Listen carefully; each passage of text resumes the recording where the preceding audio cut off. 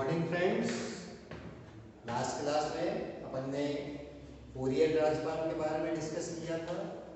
उसके जो standard functions जो हैं उनके अपन ने फार्मूले भी ड्राइव किए।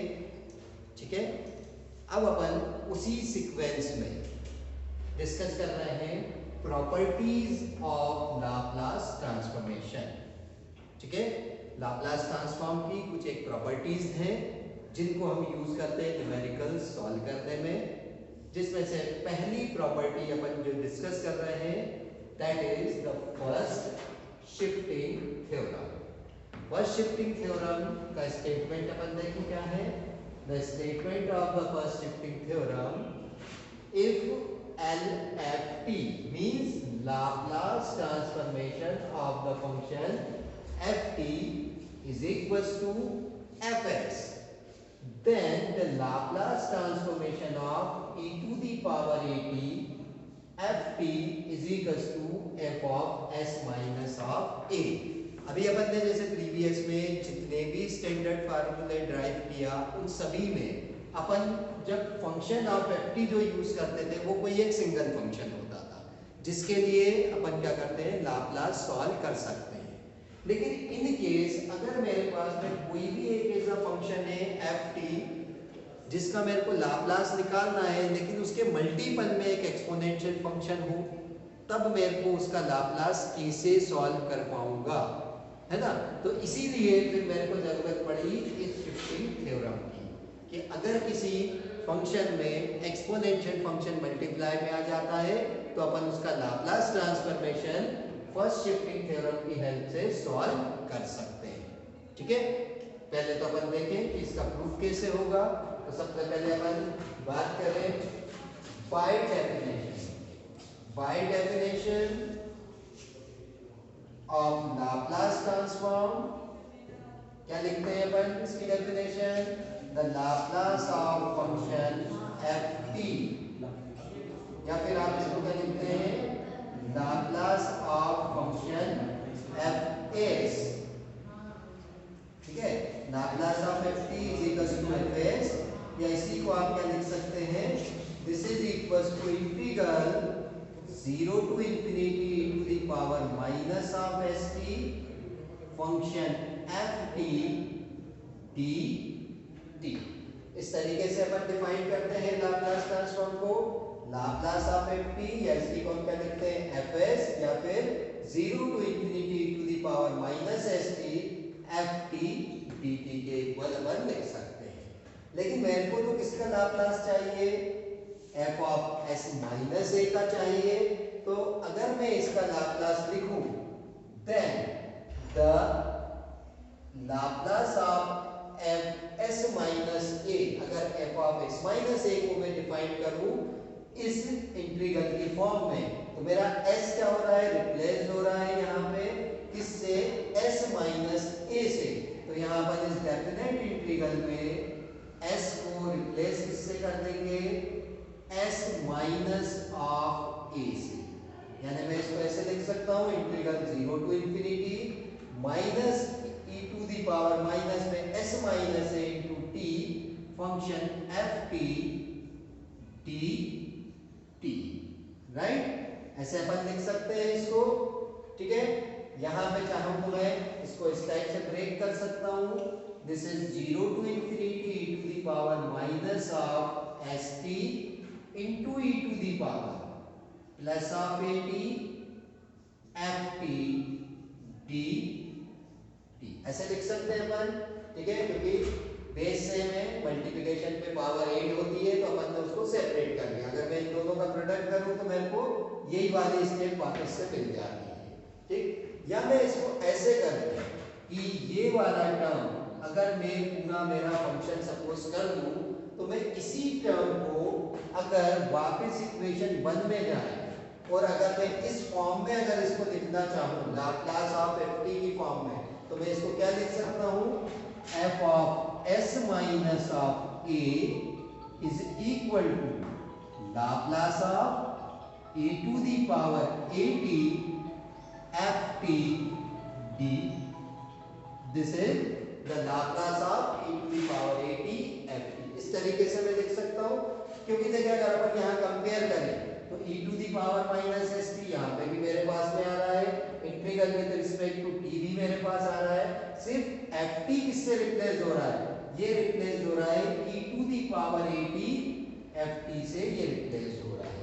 इसलिए मैं कह सकता हूँ अगर इसका लाप्लास मैं एफ ऑफ टी लिखता हूँ तो इसके लिए मैं लाप्लास क्या लिखूंगा, e to the power a t f t के फॉर्म में लिखूंगा। क्लियर? ठीक है, तो this is called the first shifting theorem. ऐसे ही दूसरी अपनी जो प्रॉपर्टी है that is second shifting theorem. अभी सेकंड शिफ्टिंग थ्योरम क्या है, अभी पहले अपन स्टेटमेंट देखेंगे और इसमें अपन को क्या प्रूफ करना है वो भी अपन देखेंगे। The second shifting theorem is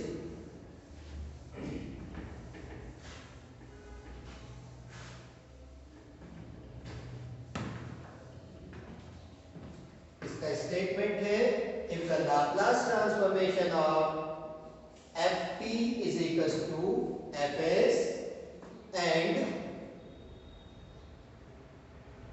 a is greater than 0 and another function that is gt is equals to f of t minus a and this is equals to 0. gt is f of t minus a when t is greater than a, and if t is less than a then this function is equals to 0. Then we have to prove then the Laplace transform of gt is equals to e to the power minus of as into S, right? तो अपन को ये prove करना है कि Laplace transformation function F T का अगर F S होता है तो एक दूसरा कोई फंक्शन अगर मेरे पास में जी टी हो जो दो अलग अलग टाइप से डिफाइंड हो अलग अलग लिमिट्स के लिए, तो उस फंक्शन जी टी का लाप्लास क्या आना चाहिए, e to the power minus s f s के इक्वल होना चाहिए। ठीक है, प्रूफ देखें अपन। First we define the Laplace of gt. ठीक है, the Laplace by definition of Laplace transform, the Laplace of function gt is equals to integral 0 to infinity e to the power minus st function gt dt। लेकिन जो function gt है ये दो अलग अलग type से डिफाइंड है, तो अपन इसको इस फंक्शन के अकॉर्डिंग यहाँ पे सॉल्व कर सकते हैं। तो इसके लिए मैंने डेफिनेट इंटीग्रल में कुछ थ्योरम्स पढ़ी हुई है, प्रॉपर्टीज, तो अपन उसको यहाँ यूज कर सकते हैं। एक प्रॉपर्टी हमने पढ़ा है integral a to b function fx dx।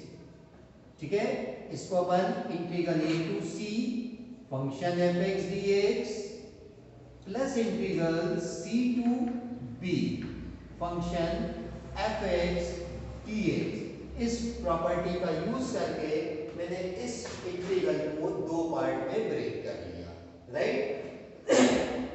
जहां पे लोअर लिमिट मेरी क्या है 0, यानी a मेरा क्या हो गया 0, b जो मेरी अपर लिमिट है दैट इज इंफिनिटी। इनके बीच में मेरे को एक पॉइंट जनरेट करना है, that the point is c, और मेरे को फिर इस इंटीग्रल की लिमिट को उस पॉइंट c के अकॉर्डिंग ब्रेक करना है।